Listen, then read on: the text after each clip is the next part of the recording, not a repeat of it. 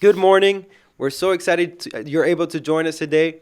My name is Giovanni Estrada, and I'm with the International WeLoveU Foundation.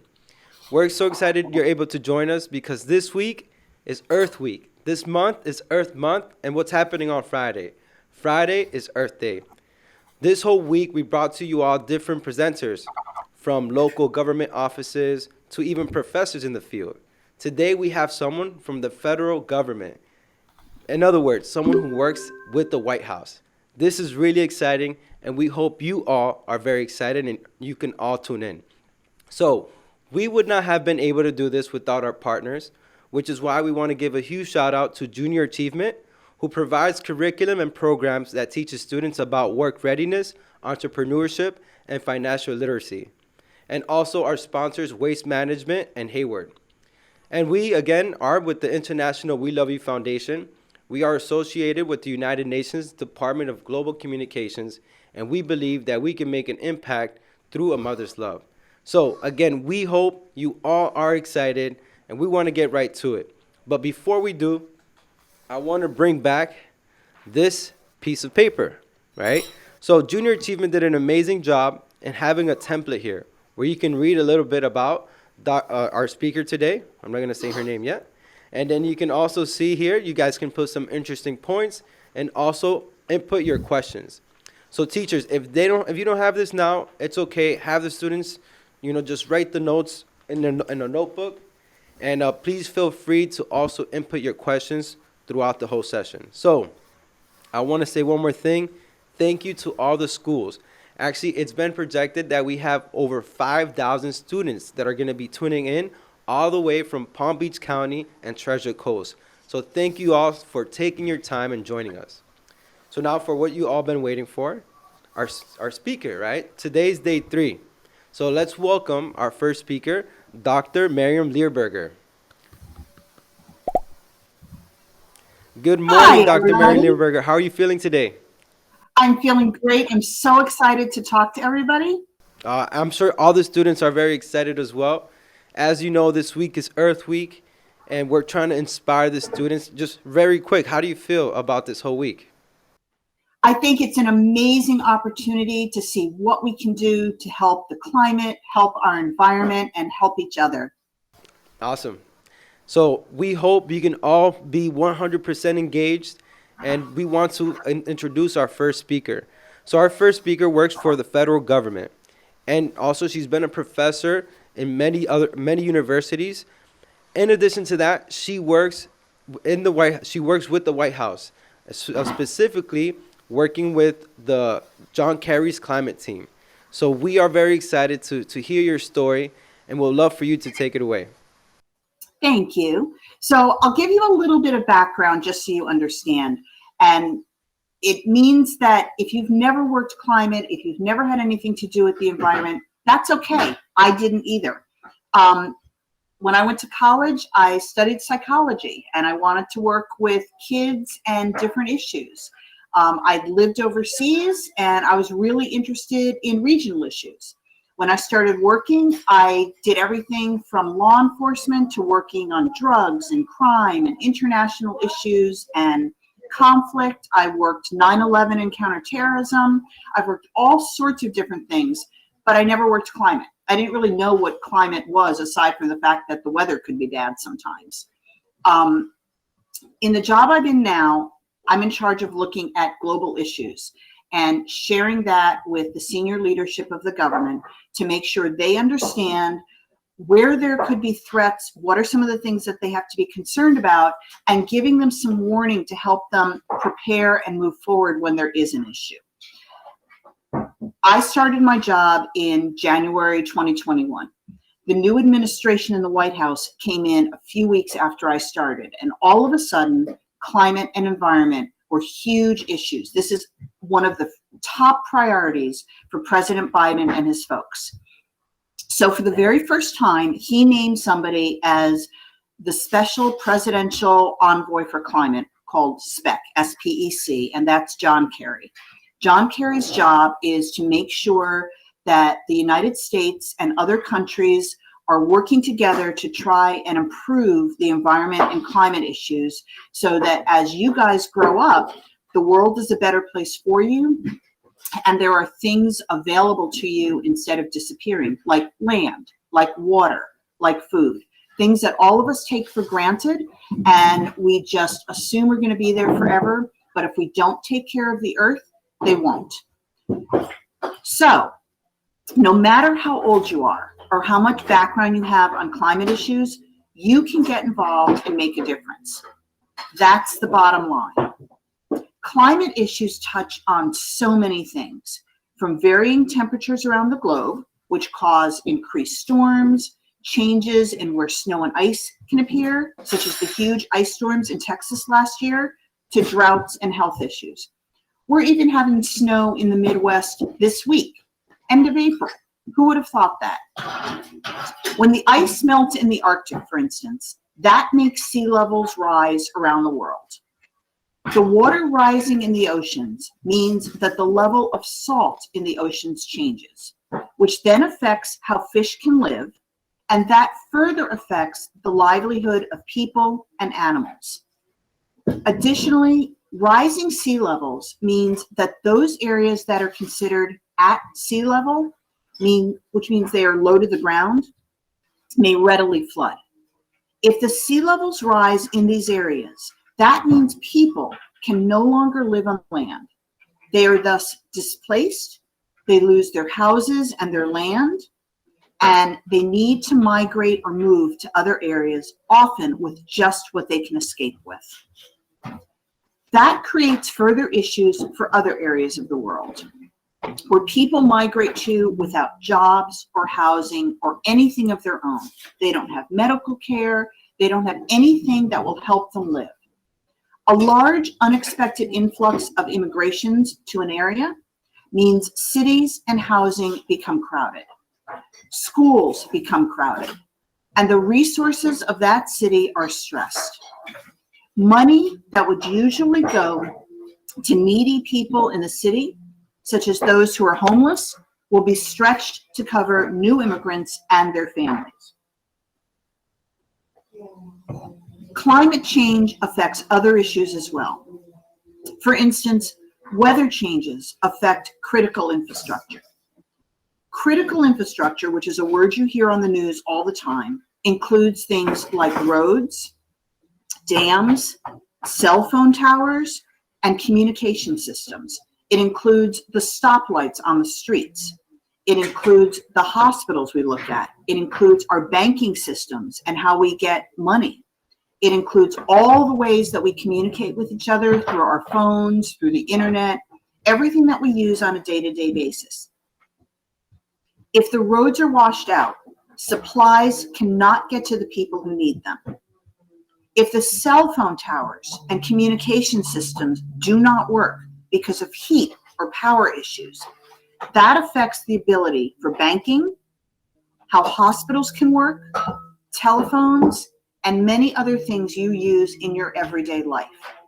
For instance, in a hospital, when you have people who are on oxygen and can't breathe without being plugged into a machine, if the electricity isn't working and there's no backup system because of floods or fire or some other kind of weather issue, then that risks the lives of those people. Climate affects many aspects of our daily life. Many areas for which you would not think would be affected by a climate issue happening half a world away. As young people, you can get involved in so many areas that help spread the message of climate change impacts. Many young people don't necessarily trust older people making decisions about climate. We see that on the news with kids and young adults talking about how they don't like the decisions their parents or their leadership have made. You could be scared about the future of the planet, but you can do something. You can be involved and you can take action, however small. You have a collective voice with others your age and can get messages heard by so many people if you work together. As parents of 2 young adults, I know firsthand that young people can really argue extremely well. You can make your point, you can bug us. You can say, I need this. This needs to happen. And you can do it over and over and over again. You can make your cases based on facts, and you can change the minds of people my age. Each of you can so easily do that. You can find an issue you're passionate about. You can get the facts about that issue, and you can make your arguments in a clear and effective way. If you are passionate about different issues, you can and you should talk about that issue. Find others who are also passionate about the same issue and work together to create a message you want heard. Write an article for your newspaper. Create a blog and provide facts on your issues for others to consider. You can even run for city council positions when you're of age. You can even take action actively at your schools and in your communities.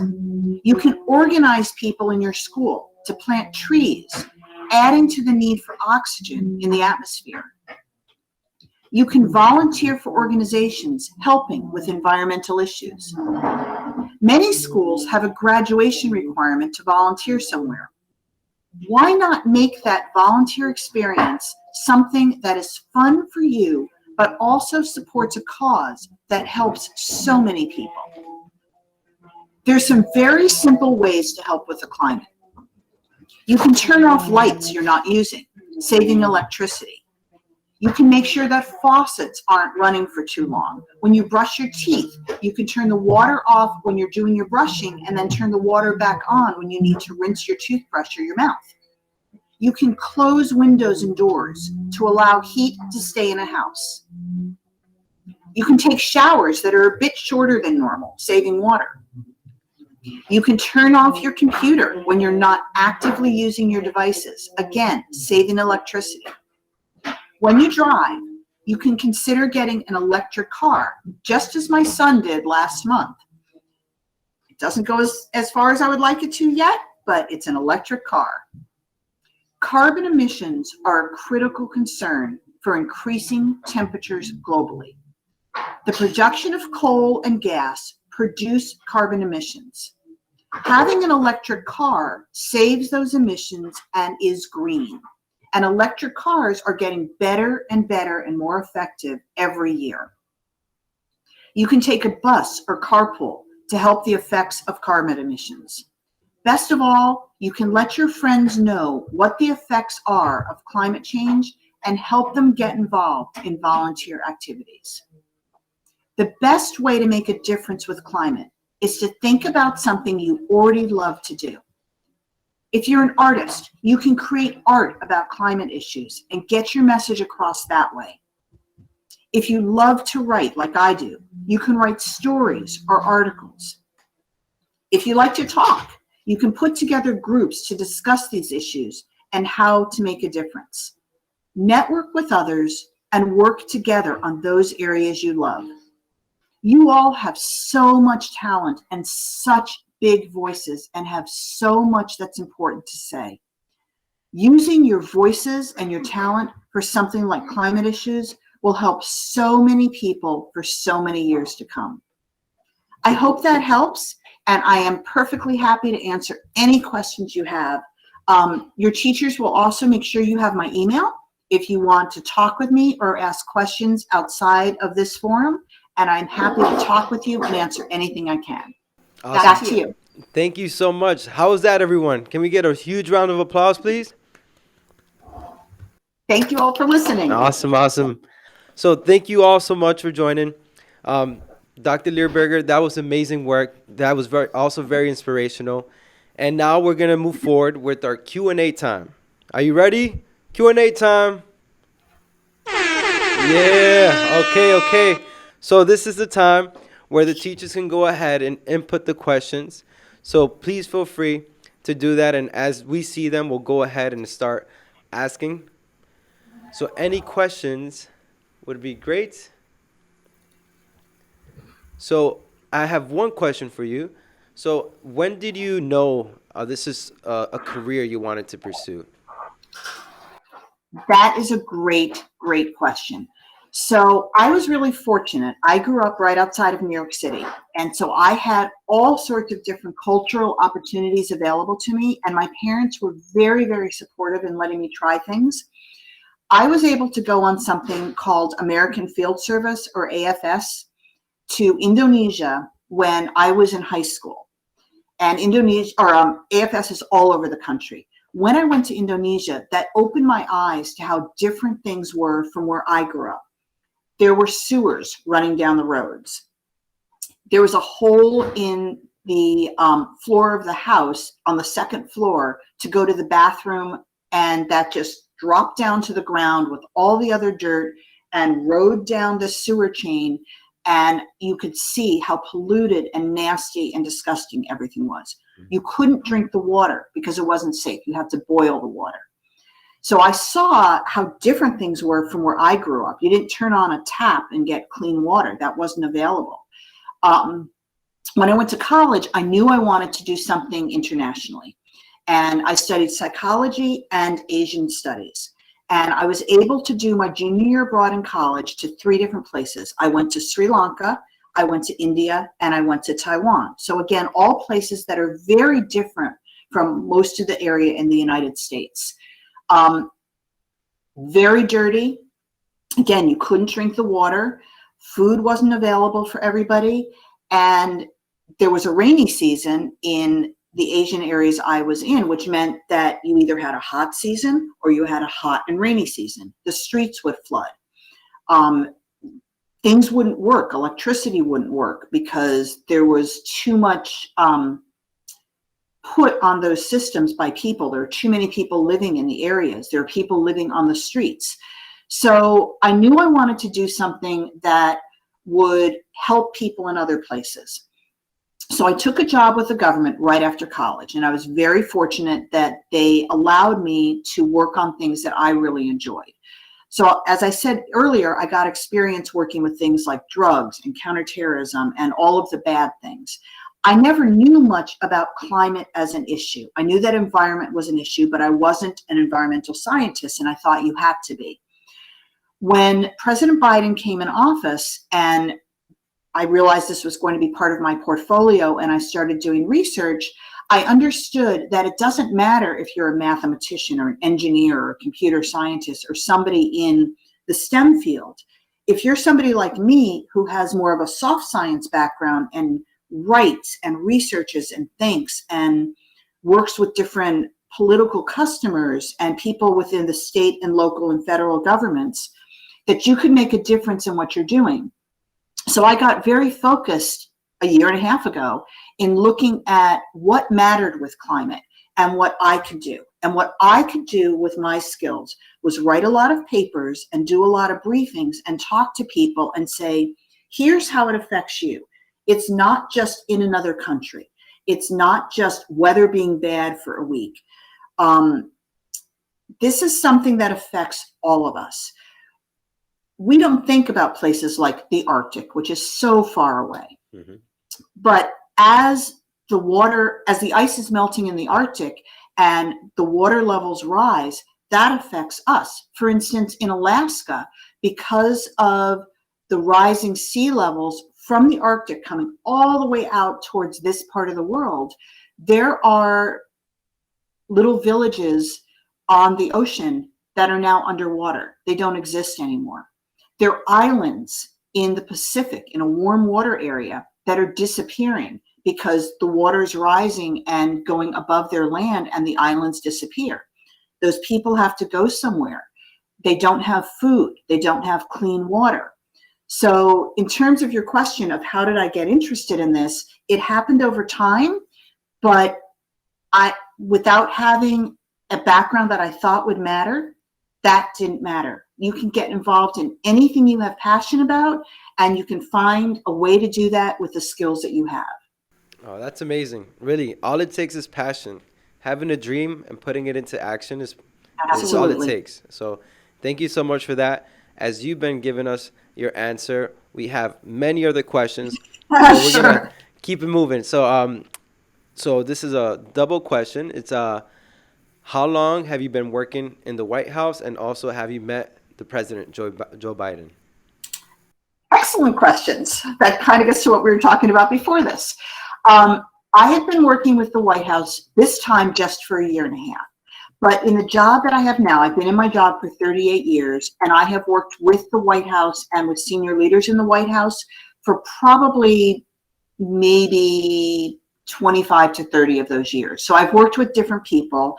I've worked with the United Nations. I actually have gone with the United Nations to different areas to work on issues with them.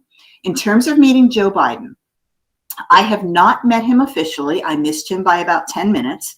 As we were talking about earlier before I started talking to you guys, I was unbelievably fortunate. This is sort of like your bucket list of dreams you get to do. I was invited to go with the White House and work with the White House on the COP26, which is the Climate Conference of the People, which is COP, run by the United Nations for the entire world to try to solve climate issues. So this year's COP26 was in Glasgow, Scotland, and I got to go. I was at the hotel with the president and with all of his people. I had the room next to Jake Sullivan, and I was put into this little room, and I was there all day long, often much of the night, and I would be looking at information and providing briefings that were given to John Kerry, to the president, to Jake Sullivan, to Pete Buttigieg, to many others on what they needed to focus on that day or that hour for really critical climate information. So President Biden was coming back as I was leaving one day. I could see his motor convoy coming in. I missed him because I had already been there for 16 hours and I had to go back and get sleep before I came in really early the next day. But the Marines, the security guards I was working with, did get to meet them. It was, I think, close to 11:30 or 12 at night. And President Biden took the time to bring all 40 of these Marines out, talk to each one individually, give them a White House coin, shake their hands, and take a picture with each of these guys. And they're early 20s. So he is an incredibly smart and kind person. Wow, that's amazing. Just the work you've been doing, even with the United Nations and the White House, and doing all the briefings for them, that's really inspirational. And it shows that you all can do the same. So the next question we have is, how has the climate changed since 1980? So I was in high school in 1980. I was just about to go to college. I didn't know much about climate, but what we have seen is that there are significant weather changes. We have watched that just in the last few years. Because of the significant increase of carbon emissions, which are the emissions from our cars, from our work habits, from things that we're doing, the weather has gotten much, much worse. And that weather causes droughts in many areas. You hear about that, and you've certainly heard about it from the 80s through now in Africa. It causes mudslides that we've seen in the West, in California. It caused the major ice storm we had in Texas that knocked out power for over a week to people, and that meant people couldn't get water, food, electricity.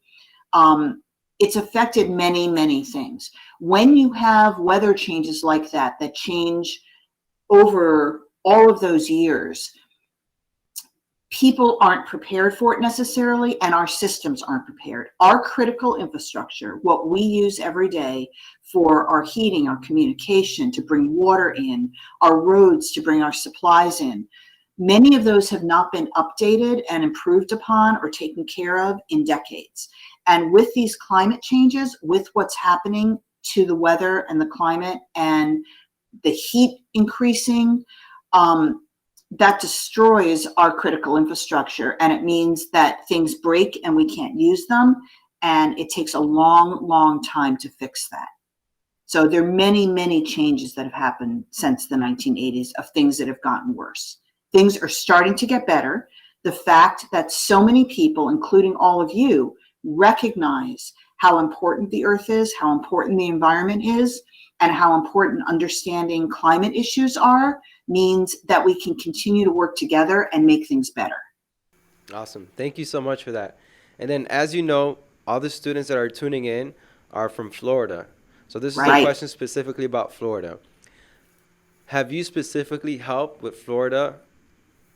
Have you specifically helped in Florida in regards to climate? A very good question. I personally have not. My work tends to focus on how the U.S. works with international partners, but I know that the government is looking at every single state and where things need to be improved upon and what can be done. And the fact that you're all here in a UN-sponsored program shows that Florida is so important, and that there are issues and critical infrastructure affected by climate that need to be improved upon in Florida as well. Awesome. Thank you so much. So another question is, what is your favorite part of your job? That is a great question to ask anybody. I tend to be very outgoing. And again, as a New Yorker, I tend to like to talk. So I love working with people and talking to people and learning things. I've been able to travel a lot, and I love to travel. But what I really love is to research and write. That's my favorite part of working. And the job that I'm in allows me to write and provide to people and talk to people a lot of things on the issues I like. So I get to use my brain. I get to think. I get to come up with things that I think are really important and influence other people to see what's important and why, and help them make decisions on what they can do about it. So that's my favorite part of my job. Awesome, awesome. We have another question. Teachers, please feel free. This is the last question. But if you have any other questions, students, feel free to input any questions you have. This next question is, can climate change affect the human population? Without question, absolutely. So when you have climate change, that means that you have changes in the temperature. That means you have changes in the weather, like we've talked about. When you have changes in temperature, when things get too cold, when things get too hot, that changes the food structure and the water structure. Water may not be as potable, which means that you can't carry it. Water causes drought when you have climate issues, so the water can go away, like we've seen in Africa. When you don't have enough water, when you don't have enough food, that means that people can't live. So climate affects the human population by causing disease and death. When you don't have safe water, you have bugs that can get into the water. You have bugs that can get into food. Those bugs can cause disease. Changes in temperature and in climate can cause major health and disease issues, and that too affects people's lives. When you have excessive cold or heat, that sometimes can affect the length of people's lives over time and how long they might live in an area. When you have areas that disappear, like the islands we talked about, and people have to migrate, they don't have the health and wellness available to them that they would have in their own home environments. And by having to move and go someplace, there are safety issues with that. So all of those things can affect the human population. When you don't have a safe home to live in, that means that your health and welfare and your safety are affected overall. Awesome. Thank you so much. And I have one more request for you. So I know you mentioned this in your presentation, but just to summarize everything, what are 3 points that we can do today, or 3 actions that we can take even today to make an impact around our community or even the world? So first thing is to figure out, in terms of climate, what you're passionate about. What is something that makes you really happy about climate, that you like, or something that makes you really scared or upset or angry? Focus on something that gives you a strong emotion, because if you have a strong emotion about something, you're going to want to do more about it. Once you figure out 1 or 2 or 3 things that you're really emotional about or have a lot of questions about, then you want to figure out how you get more information. You can do research on the internet. You can do research in the library. You can talk to your teachers. You can ask your teachers, for instance, if they can dedicate 15 minutes to talk about whatever that issue is. You can offer to talk about that issue. You can stand up to your classmates and say, this is something that matters. What can we do together? If you can get people to work together on something, you have more power. So the first thing is figuring out what you're passionate about. The second thing is to do the research and get the facts about that issue. The third thing is to take action. You can take action, like I just said, by talking to other people and getting them together. You can talk to your teachers and ask your teachers if you're allowed to talk about that issue in class, maybe as a special project. You can talk to your community leaders and go to your village or your town hall and see if there's somebody who's already involved in that issue and see if you can volunteer to get involved. Most schools have a requirement that you have to volunteer someplace to graduate. You can use what you've just discovered a passion in and researched and gotten information on to volunteer to help in some way. It can be really small. You can do artwork that you can put up as a marketing tool to explain something. You can create a blog. You can go onto YouTube and discuss your issue and see who else is interested with your parents' permission to make sure that you're going to a safe site. There are all sorts of different ways, but you start with figuring out what you're interested in. Then you talk to your teachers, your parents, other leaders, adults you trust, the YMCA.